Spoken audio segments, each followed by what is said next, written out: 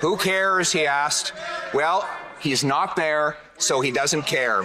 This is like nothing else. Welcome back to Moose and Loose. My name's David. Today we've got Pierre ripping Mark Carney a new one for storming out of Parliament again. He also rips Melanie Joly a new one, Francois-Philippe Champagne a new one. He's going scorched earth on all of these Liberals, and there's nothing they can do about it. He is dropping the hammer with cold hard facts. Let's jump into this. According to Canada's food price report, when the Liberals took office, the cost of a basket of groceries was $8,300.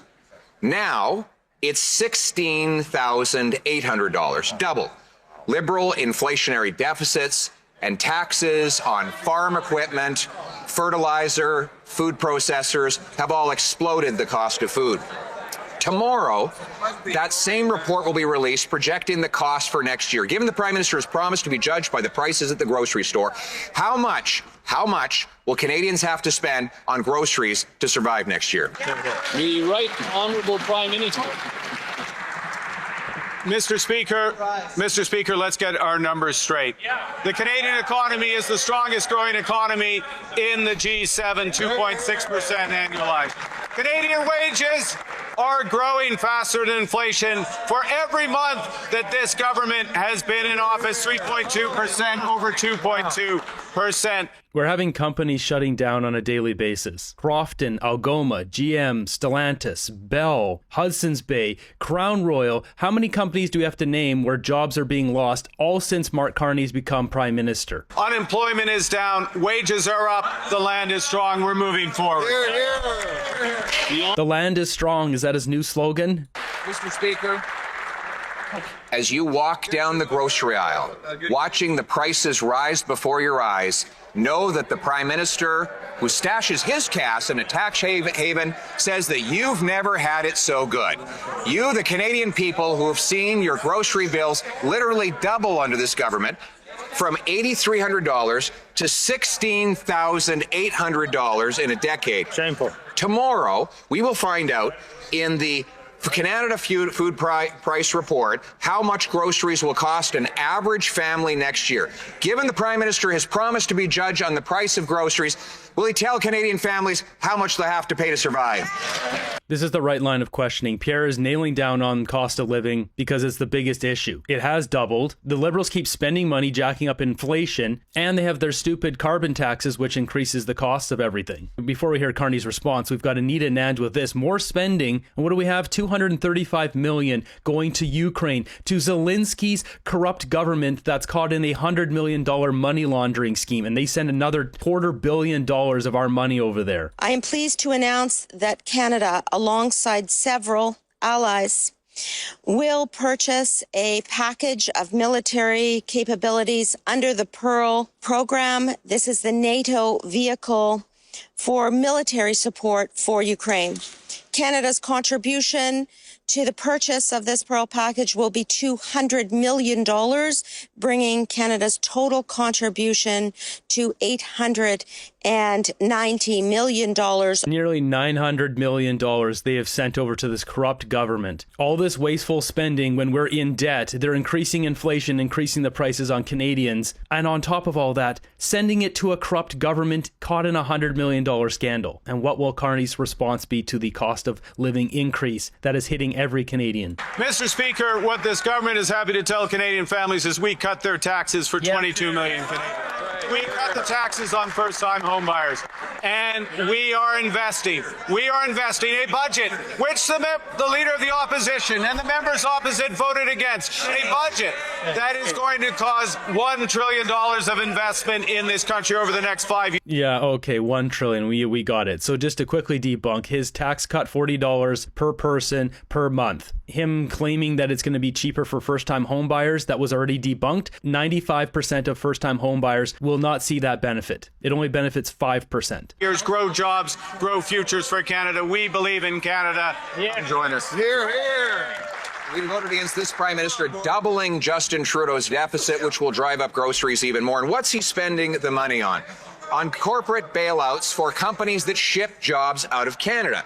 The Prime Minister promised he would negotiate a win and have a deal by July 21st. Still no win, still no deal, still no elbows. And now 1,000 workers at Algoma Steel are losing their jobs. We now learn that the Prime Minister gave $400 million to the corporate executives of that company without any job guarantees.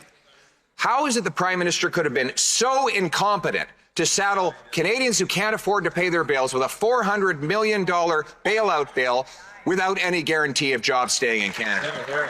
This is good. He's hitting all the right points here. As I pointed out in my previous video here, it's most likely because there's ties between Dennis Turcotte, Brookfield, and Algoma Steel, and the fact that Brookfield has this company that works with Algoma Steel, sending them their green energy. They're helping out a company that is friendly to Brookfield, and they need this company. What Carney and Liberals are doing is so corrupt, it should be a jailable offense. You shouldn't just be able to send off hundreds of millions of dollars to a company with no guarantee of anything in return. I mean, they shouldn't be getting the money, period. But we need to change a lot of rules in our country.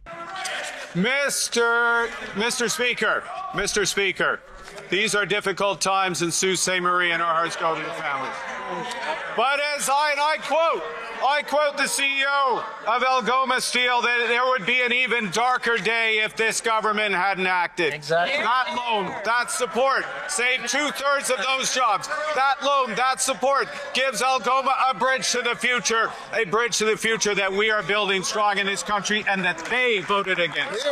This is very interesting because Carney doesn't like this line of question. You can see right at the end, I'll just mute it here. You can see, so Carney points at Pierre right at the end here, and he does this aggressive jab towards Pierre. Pierre has hit a nerve here. Not only that, throughout the entire time, he's pointing. This is a very accusatory body language. You can see how aggressive his motions are here. He's getting backed into a corner and he doesn't like it. And he doesn't know how to handle it because he's not a politician. The trained politicians learn to be able to handle this stuff, hide how they're truly feeling. Carney doesn't have this training. Pierre just needs to keep hammering on this because he struck a nerve. Carney is showing his cards here.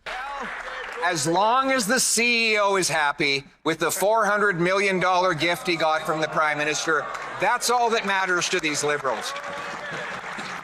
Yeah. He didn't give the workers a bridge to the future. He gave them a bridge to the unemployment lines, 1,000 of them. 1/3 of the workers at Algoma in Sault Ste. Marie have now lost their jobs after the Prime Minister paid to have those jobs shipped abroad.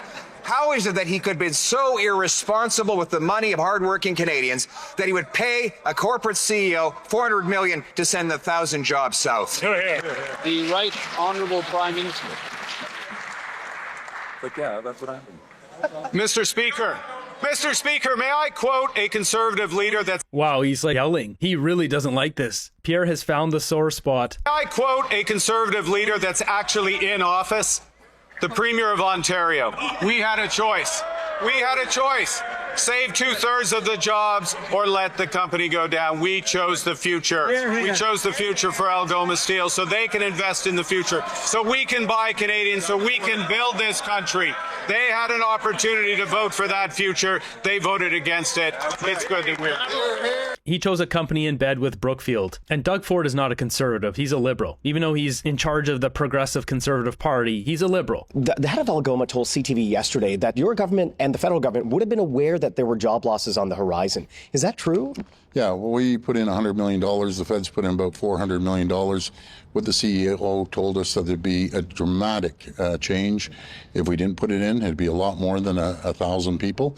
We need the federal government to start ramping up the procurement for the military. A dramatic change. Do they have it in writing what that change will be? You notice there's all this mention of military, as I just showed, $235 million going to Ukraine for military spending. And then we had the parliamentary budget officer yesterday saying that they couldn't get information from the government on military procurement, what they're spending money on. They asked for information and weeks later they still won't give them anything. And meanwhile, who did Mark Carney put in charge of all this? Doug Guzman, this RBC banker getting paid $600-something thousand a year. This is a Goldman Sachs buddy from back in the day, Harvard. Carney stuck a banker in the position of Chief Executive Officer of Defense Investment Agency. What does he know about this? Carney needed someone he really trusted in this position, and they have no transparency of what they're doing with our money regarding military procurement, and they're firing our money off to Ukraine. Canadians need to wake up real quick before we don't have a country left. So they just went over to French, coming back. Will Carney run away, or is he going to stick around this time? Opposition.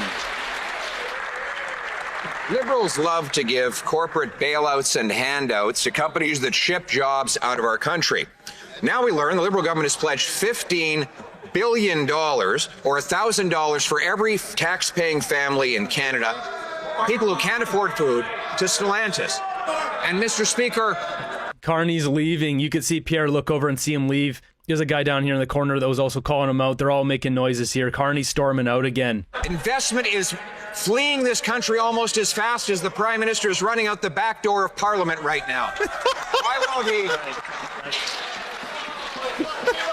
The honourable member, the honourable member knows that's offside. The honourable member knows. That's not offside. He needs to stand there and answer questions, otherwise he shouldn't be Prime Minister. This guy needs to be thrown out of power immediately. Wow. It's a major outrage here. That was offside. That was offside. Mr. Speaker, the Prime Minister gets angry and runs out the door rather than answering the questions about the cost. Wow.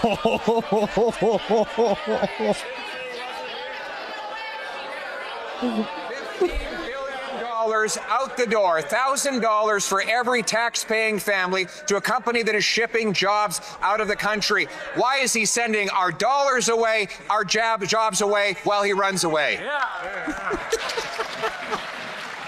The Honourable Minister of Finance.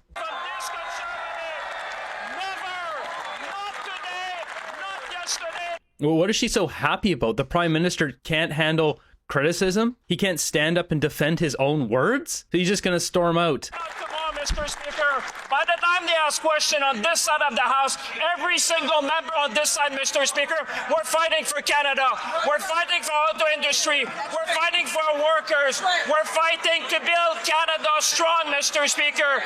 We should all join to defend our workers in the middle of a trade war. We don't need that kind of conservative politics. We need to stand up for Canada, build Canada strong. Yeah, being loud and pointing and waving your hands around doesn't save those jobs, Champagne. This guy, McKinnon, Trudeau, get all of them together. They can start their own comedy show. I believe in Canada, Mr. Speaker. Mr. Speaker, the Prime Minister can't stand up for workers if he can't even stand up in the House of Commons.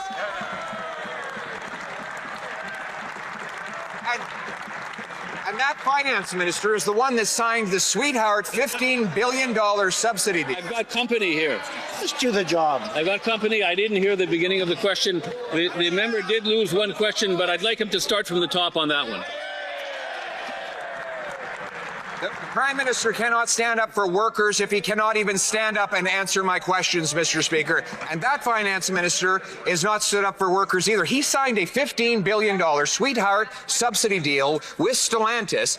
And now that same company, taking our tax dollars, the equivalent of $1,000 for every family in Canada, is shipping the jobs to the United States of America. The current industry minister says she has not even read the $15 billion contract. Has the Prime Minister even read the contract, or did he simply look at the $15 billion deal and say, who cares? Yeah. Oh, Pierre's nailing him hard here. Melanie Jolie's not going to stand up for this one. Mr. Speaker, Canadians who are watching at home are looking at someone whose only deed has ever made was to come to this House, Mr. Speaker. On this side of the House, Mr. Speaker, we have always stood to make sure we will build this country. We will attract investment, Mr. Speaker. He should be ashamed. Ask Canadian, when is the last deal he brought in this country, Mr. Speaker? Ask. Ashamed. These guys have pushed more Canadians into tents in human history, and he talks about ashamed. Him when he created one job in his country apart his own job, Mr. Speaker. On this side of the House, we will always stand for workers. We will bring investment. We will build the strongest economy in the G7 because we believe in Canada. We're going to fight, Mr. Speaker, every single day for Canada.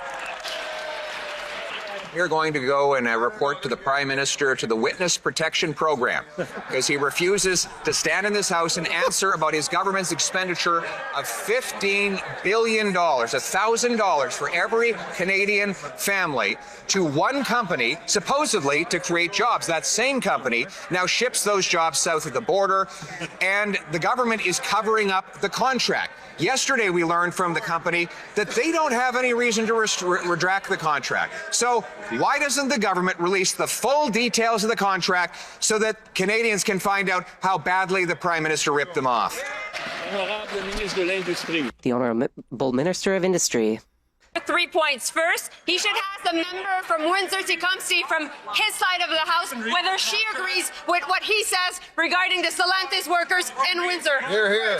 Second, when it comes to the documents, the committee members will have access to all the documents. That's a moot question. That's right. Third, That's a moot question. You guys hid information. You should be in jail for this. This is not like, oh, well, you found out. Okay, here, I'll give it to you. This should be, we're throwing your butt in the slammer. She didn't even read the contract. She should be fired for that. Why is she still here? She's completely useless. when it comes to what is happening with Stellantis at Brampton, we had a contract. They broke the contract. Stellantis did. We'll get our money back, Mr. Speaker. Yeah, like they got her money back for a Rive scam. What happened to that? It's not a cottage, it's a chalet. They haven't got any of that money back. They don't even care. 3 points, Mr. Speaker, about this $15 billion bailout and handout. She didn't read the contract, she didn't read the contract, and she didn't read the contract. How can she possibly claim she's going to get the money back when she doesn't know what legal powers are in the contract? Because she admits she didn't read the contract, Mr. Speaker. So my question to her, as families are lining up at food banks because they can't afford food, how does she justify charging every single household $1,000 for a handout to a company shipping jobs south of the border? The Honourable Minister of Industry. Mr. Speaker, first and foremost, I didn't admit that. Second, I read the contract. So you notice right away her body language, her like stop sign hand. She's subconsciously trying to block what Pierre's sending over because it's damning. It's absolutely damning to her reputation, exposing her utter incompetence. Mr. Speaker, first and foremost, I didn't admit that. Second, I read the contract. And third, the committee members will have all the details. That being said, Mr. Speaker, what we'll do is we will fight for these jobs. We know that the workers are affected in the auto sector, in the steel sector, by the unjustified and unjustifiable American tariffs. And we will make sure that we get these jobs back to Canada, and we'll fight for every single job, Mr. Speaker. You can see the same accusatory pointing tone here, authoritative. It's trying to make up for this huge hole in their leadership, their lack of leadership. It's obvious here Pierre's slaughtering them, but the stop sign hand is just subconsciously trying to block this onslaught of truth hitting them. The Honourable... Madam Speaker, I had the honor to stand with the Unifor workers in Brampton who were out in the rain and the cold. There was not a Liberal around, not a word from the Prime Minister. All of them wanted to know what was happening with their jobs. The Liberals had given money to Stellantis for that plant, given $15 billion to Stellantis for another plant. And those workers, out in the cold, unable to afford their mortgages, were wondering how it was possible for this Prime Minister to give $15 billion without even guaranteeing their jobs. Does he have the courage to stand up now and explain it to their face? Pierre's smart here. He knows full well, so Carney's not there. He can't stand up. For a social media clip, it just looks bad that Carney's not standing up. Mr. Speaker, I don't need any lesson. We don't need at least any lesson from the Conservatives when it comes to courage and standing up for workers that are unionized. That is why I was in Brampton along with the workers, and that is why I... So what she's doing here, she's bringing her tone down. She's trying to bring the energy back down because they're getting crushed so badly. These guys get trained by communication experts. I've seen this before. Different ministers do this. It depends on who it is. Some ministers will always escalate, like Francois Philippe Champagne, and others will use this tactic to try to bring the heat down. I was even talking to Lana Payne a bit earlier today, because you know what she was telling me? She was saying to me how much the Harper government and the Conservative government in 2009, when the government at the time decided to bail out GM and Chrysler, they did nothing to protect the workers, and that is what is their record when it comes to the auto sector. That's right. We're back to it's Harper's fault. 15 some odd years ago, it's Harper's fault. Well, Mr. Speaker, the Prime Minister asked an interesting question. Who cares? Who cares, he asked. Well, he's not there, so he doesn't care, Mr. Speaker. Yeah. I assume that the member meant somehow metaphorically. Yeah. No, literally, Mark Carney doesn't give a crap about Canada. Let's call it as it is, just as Pierre's doing. Maybe next time, not so many metaphors. Hey, Mark. It was a metaphor, just like all those liberal promises, Mr. Speaker. Now, Mr. Speaker, unfortunately, today we learned even more terrible news. The Domtar workers in British Columbia have lost their jobs as a 30th mill has closed under this Liberal government. The Prime Minister promised that he would get a deal to end the tariffs, and those tariffs have tripled, all while he removes the legal challenge against the illegal softwood lumber tariffs. How is it the Prime Minister broke his promise and sold out our lumber workers? The Honourable... I'm glad the member opposite has realized there is a trade war. That trade war is creating challenging times for the people of Crofton, and we understand that.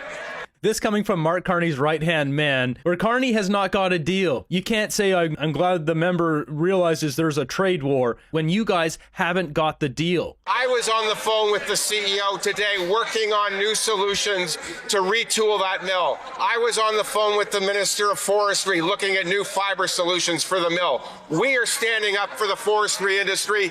They just complain. It's such an awful argument. You gotta hear this. So they just nail Mark Miller right out the gate here? Mr. Speaker, does the Prime Minister realize that he made a monumental mistake when he appointed the least competent Liberal to the most important position to defend the French language in Canada and Quebec? The Honourable Minister. Mr. Speaker, there's no one in Canada who thinks that Pierre would protect French.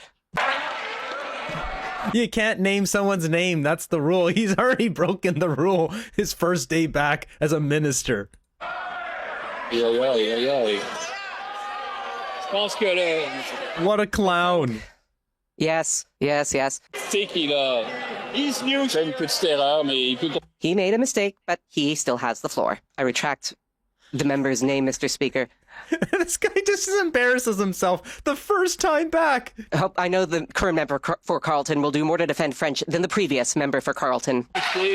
Yeah, so that's why Carney brought him in there, to run shield and just take attacks at Pierre. Mark Miller is an absolute worthless minister. He's done nothing to help Canada.